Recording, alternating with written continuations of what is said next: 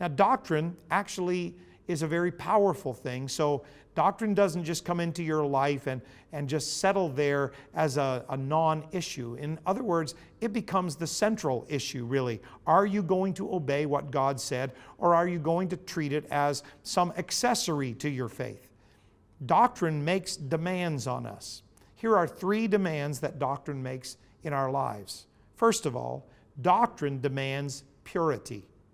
The only test for the purity of a teaching is the purity of the life that it is producing.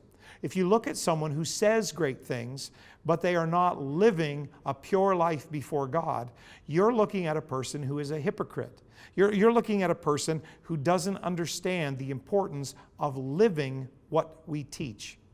Job chapter 11, verse 4, "For thou hast said, my doctrine is pure, and I am clean in thine eyes." Matthew chapter 7, verse 20 and 21, Jesus said, "Wherefore by their fruits ye shall know them. Not everyone that saith unto me, Lord, Lord, shall enter into the kingdom of heaven, but he that doeth the will of my Father which is in heaven." It's not enough to say you're a Christian. You have to obey doctrine, and then you have to live doctrine, and that doctrine will demand a pure life of you. Because if we don't do that, we have missed the entire point in serving God. The second thing doctrine demands is love. The converts at Pentecost continued first in doctrine and second in fellowship, according to Acts 2, verse 42. The measure of common light between believers determines their measure of fellowship. I can befriend everyone. I can have social activities with just about everyone. But the light that we share, the doctrine that we share, the level of obedience to the Word of God that we share, that determines the measure of fellowship I can have with someone. Some people wrongly sacrifice fellowship for doctrine, and others wrongly sacrifice doctrine for fellowship. They are both important. You see, though all our doctrine is exactly right, if we don't have love for people, we're nothing in God's sight. 1 Corinthians chapter 13, verse 2 says, "And though I have the gift of prophecy and understand all mysteries and all knowledge, and though I have all faith so that I could remove mountains, if I have not charity, I am nothing."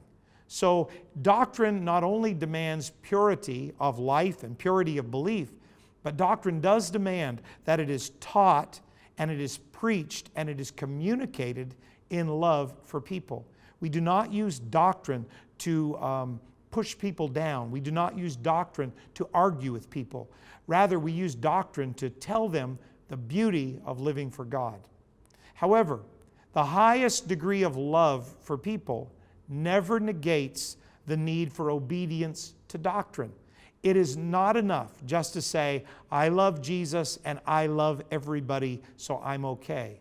The true statement is, I love Jesus enough to obey His Word, and I love eternal souls enough to preach to them and teach them the true doctrine of the Word of God. So doctrine demands purity, doctrine demands love, and finally, doctrine demands obedience. We never really understand truth until we obey truth.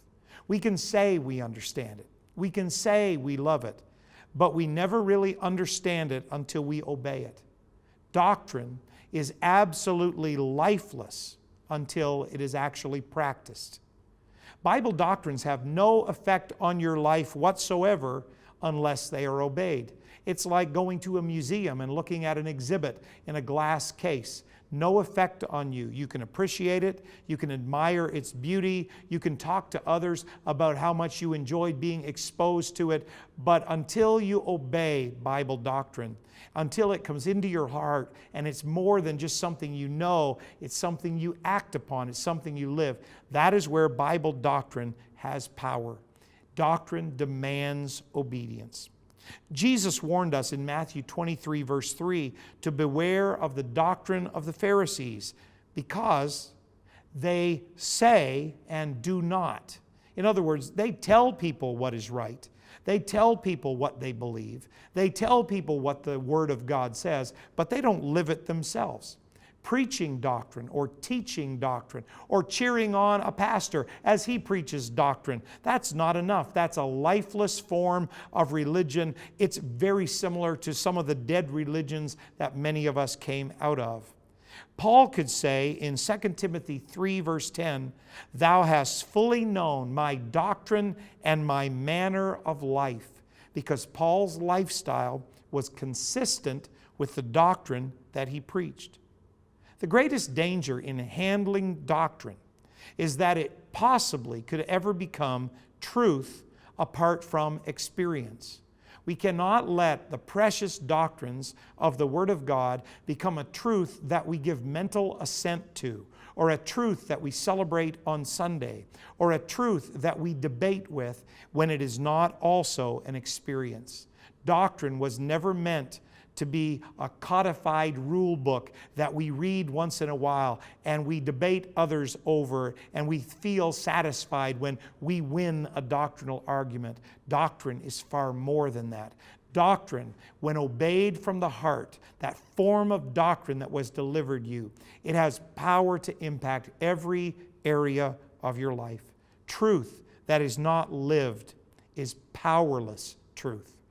Truth unlived is the greatest waste in the entire world. So I not only want to know God's doctrine, I want to realize how important it is, and I want to obey God's doctrine. There is no argument in my heart when somebody preaches the Word of God to me. Rather, my heart is wide open and I'm saying, God, if this is in your Word, I don't expect your Word to change to accommodate me. I expect to change to obey your